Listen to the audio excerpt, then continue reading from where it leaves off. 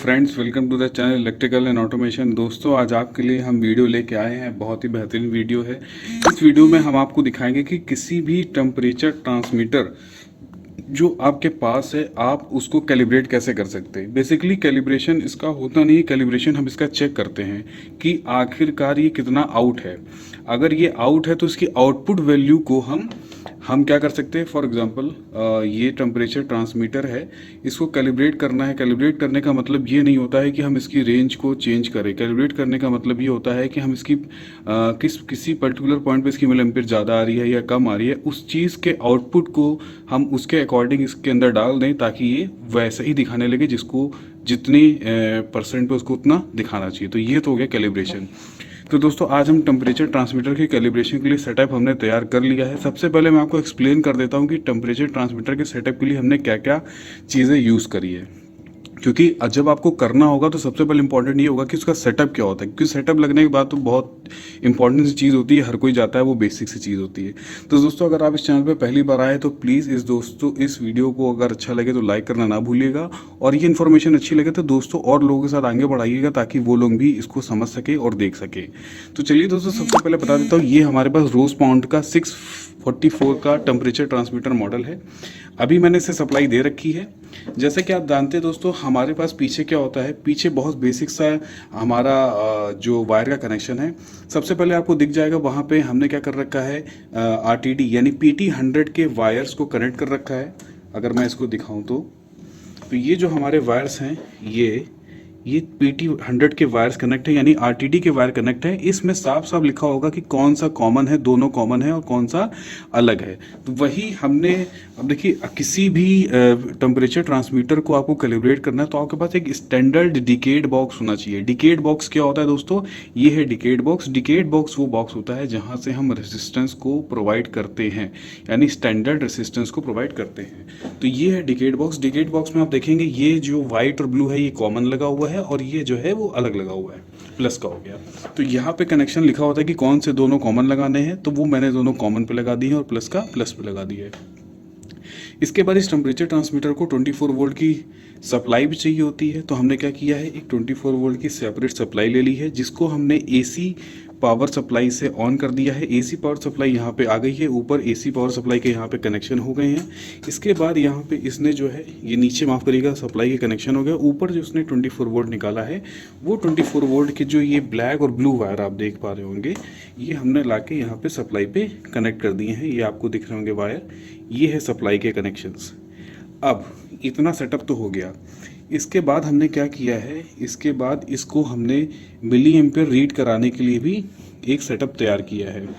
वो कैसे सेटअप तैयार किया है, तो सप्लाई का कनेक्शन दोस्तों इस तरीके से होता है कि 2 वायर कॉन्फ़िगरेशन में जो एक प्लस होता है वो डायरेक्ट हमारे इस प्लस पे आता है। तो एक जो ब्लू वायर ये है हमारा, ये 24 वोल्ट का प्लस वाला, ये हमारे ट्रांसमीटर के प्लस पे डायरेक्टली आ गया है। इसमें कोई भी छेड़छाड़ नहीं है।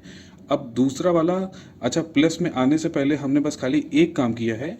ये जो ब्लू वाला वायर आया है उसको हमने 250 ओम के रेसिस्टेंस बीच में लगाया है, उसके बाद यहाँ पे आया, यानी लोड रेसिस्टेंस लगाया है।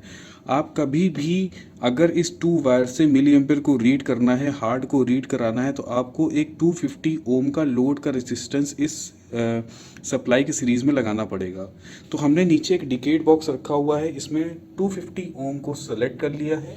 उसके वायर को हमने, देखिए आप देखेंगे ध्यान से, तो ये मेरा पावर सप्लाई का प्लस वाला 24 वोल्ट है, वो मेरे डिकेड बॉक्स के यहाँ पे गया है। डिकेड बॉक्स के नीचे गया, 250 ओम से सीरीज़ बन के ब्लू वायर के थ्रू मेरे प्लस में चला गया है। ठीक है दोस्तों, इसके बाद हमने क्या किया है, जो मेरा नेगेटिव वाला है, नेगेटिव वाले को हमने मल्टीमीटर की सीरीज़ में ले लिया है। यानी जो ब्लैक वाला वायर है मेरा पावर सप्लाई से, ये मेरा निकल के गया है हमारे ये ब्लैक वाले इसमें मल्टीमीटर की लीड में गया है, उसका प्लस वाला निकाल के हमने यहाँ पे लगा लिया है। ठीक है दोस्तों, तो मेरा मल्टीमीटर भी सीरीज़ में आ गया है। मल्टीमीटर सीरीज़ में लाने का कारण क्या है कि हम मिली एम्पियर को क्रॉस चेक कर सकें कि कितना मिली एम्पियर जो ये निकाल रहा है वो क्या उतना दिखा रहा है कि नहीं दिखा रहा है। इसके बाद हमारा सेटअप तैयार हो चुका है। मैंने बताया हार्ट हमने ले रखा है ABB का हार्ट ले रखा है। हार्ट को लगाने से पहले आपको 250 ओम का लोड रेसिस्टेंस लगाना पड़ेगा, जो कि हमने लगा दिया है। अब आपको करना क्या, अब आपको ऑन करना है, ऑन करने के बाद आपको डिस्प्ले चेक करनी है। तो फिलहाल डिस्प्ले में देखेंगे आप 3.9 वैल्यू आ रही है और यही मल्टीमीटर में हमारे आ रहा है। तो अब हम हार्ड को भी ऑनलाइन लेके देखते हैं, इसे ऑनलाइन कर लेते हैं, ऑफलाइन था। इसकी बत्ती हमने जला ली है और ये हम 1 नंबर से ऑनलाइन जाते हैं। तो अब ये ऑनलाइन जा रहा है, ऑनलाइन जाएगा तो इसका डाटा भी इसमें दिखा देगा। ये इसने दिखा दिया है कि इसका टैग नंबर क्या है और रोजमंड का कौन सा मॉडल है, जैसा कि आप स्क्रीन पे देख पा रहे होंगे। अब हम ओके करेंगे। ओके करने के बाद इसमें हम अंदर जाएंगे तो हमको बेसिक सेटअप और कितना मिली एम्पेयर चल रहा है वो भी दिखाई पड़ेगा। तो ये आगे हमारा, अब हम ओवरव्यू में जाएंगे। ओवरव्यू में जाएंगे तो अलग अलग रेंज, क्या मिली एम्पेयर चल रहा है, क्या एनालॉग आउटपुट है, तो वो हम चेक कर सकते हैं। तो हम लोग अभी क्रॉस वेरीफाई करते हैं कि जो मेरा मल्टीमीटर में आ रहा है और जो मेरा यहाँ पे आ रहा है, क्या इतना मिली एम्पेयर यहाँ पे दिखा रहा है। तो ये थोड़ा सा टाइम लेता है, it will take some time. तब तक जब तक ये टाइम ले रहा है तब तक हम आगे देखते हैं हमें क्या करना है। अब हम क्या करते हैं, फिलहाल यहाँ पे 3.9 है, इसका मतलब है इसकी रेंज है 100 से दोस्तों, 100 से माफ़ कीजिएगा, इसकी रेंज है 200 डिग्री सेल्सियस तक। तो हम क्या करते हैं, इसकी एक सिलेक्शन कर लेते हैं कि एक बार इसमें 100 ओम लगा के देखते हैं। आप क्या करना है, आपको एक टेबल बनानी है और वो उस टेबल के अकॉर्डिंग जो है आपको सेलेक्ट करना है कि कितना मिली एम्पेयर आएगा। तो मैंने 100 कर लिया है और इसको चेक करते हैं।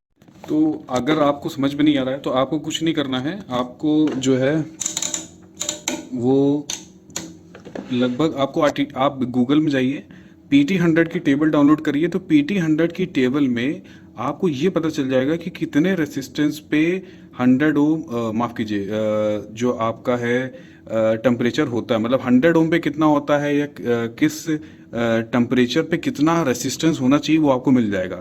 तो जैसे हमको पता है कि हमारा जो टेम्परेचर है वो 100 ओम हमने सेट कर रखा है, फिलहाल ये डिकेड बॉक्स में 100 ओम डाला तो मेरा 4 मिली एम्पियर आ गया, यानी मेरा 4 मिली एम्पियर बता रहा है कि इस समय ये 100 पे है। अगर मुझे अपना टेम्परेचर यहाँ अभी समय यहाँ 4 मिली एम्पियर भी आ रहा है डिस्प्ले पे, अब यहाँ टेम्परेचर भी लिख के आएगा थोड़ी देर में। तो ये आ रहा है इस समय आपका, अभी हम देखते हैं इसको, टेम्परेचर अभी आएगा इसका लिख के। तो अभी फ़िलहाल 0 नहीं 100, वेट करते हैं। ओके ठीक है, 4 मिली एम्पियर के हिसाब से ये अपना टेम्परेचर दिखा रहा है। तो अब हमें लगभग जो है हमको चेक करना है कि 25%, यानी 25% इसका कितना होना चाहिए, लगभग हमारा 129 के आसपास होना चाहिए, जो मेरा 8 मिली एम्पियर आएगा। तो हम देखते हैं इसको 129 करके, तब हमारी वैल्यू चेंज होगी। देखेंगे आप वहाँ पे भी वैल्यू चेंज होगी और यहाँ डिस्प्ले भी वैल्यू चेंज होगी। यानी हमने 50% कर दिया है तो मेरा इस टेम्परेचर पे लगभग मेरा 50 डिग्री सेल्सियस के आसपास आ जाना चाहिए। थोड़ा सा ज़्यादा आ रहा है, मैंने 100 कर दिया है। तो ये मेरा जो है, यानी आपको क्या करना है, आपको रेसिस्टेंस डालना है और उतना मिली एम्पेयर यहाँ पे आना चाहिए और उतने डिग्री सेल्सियस का टेम्परेचर यहाँ पे दिखाना चाहिए। तो आप इसको क्रॉस वेरीफाई कर सकते हैं। जैसे 72 आ रहा है, फिलहाल मुझे को 50 करना है तो मैंने थोड़ा सा ज़्यादा कर दिया, मुझे थोड़ा कम करना पड़ेगा, मैं 10 कर लेता हूँ और इसके बाद मैं आपको दिखाता हूँ कि ये किस रेंज पे आएगा।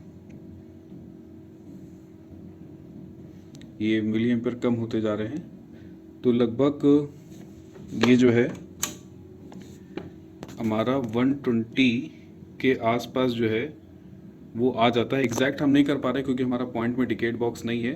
तो यहाँ पे भी आप देखेंगे अभी टेम्परेचर जो आ रहा होगा वो 48 आ गया होगा।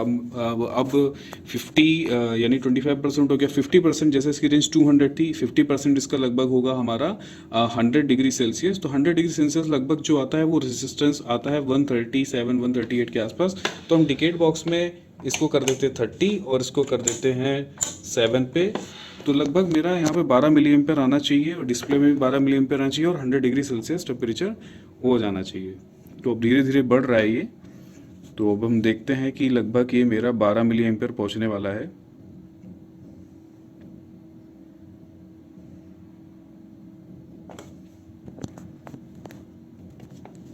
थोड़ा और बढ़ाते हैं, 139 कर दिया मैंने, तो 139 कर दिया है। यहाँ पे भी मिली एम्पेयर हमारा जो है वो 11.66 आ रहा है, यानी अप्रॉक्सीमेट हम 98.9 के पहुँच गए हैं। मैं 140 कर देता हूँ। तो 140 करने पे 101 हो गया, यानी 139 समथिंग कुछ टेम्परेचर पे मेरा 12 मिली एम्पेयर भी अप्रॉक्सीमेट आ रहा है और ये मेरा आ रहा है। तो 100 है, इसी तरीके से 125 डिग्री सेल्सियस आपको लाना है। तो उसके लिए रेसिस्टेंस PT 100 के चार्ट में देख सकते हैं, वो रेसिस्टेंस डिकेड बॉक्स में सेट करेंगे और हम चेक कर लेंगे। अगर कोई डेविएशन होता है तो हम हार्ड की मदद से उस डेविएशन को करेक्ट कर लेंगे। तो इतना सा बेसिक सा सेटअप आपको बनाना है और आप इजी जो है टेम्परेचर ट्रांसमीटर की रेंज को चेक भी कर सकते हैं कि वो डेविएशन शो कर रहा है या नहीं कर रहा है। अगर नहीं कर रहा है तो बहुत अच्छी बात है, क्रॉस चेक हो जाएगा आपका और आपका चीज़ जो है वो कैलिब्रेट हो भी जाएगी। तो उम्मीद है दोस्तों आपको समझ में आया होगा। अगर इससे रिलेटेड कोई डाउट है तो प्लीज़ कमेंट बॉक्स में कमेंट करके बताएं और ये वीडियो अच्छा लगा हो तो दोस्तों और लोगों के साथ शेयर करना ना भूलें। Thank you.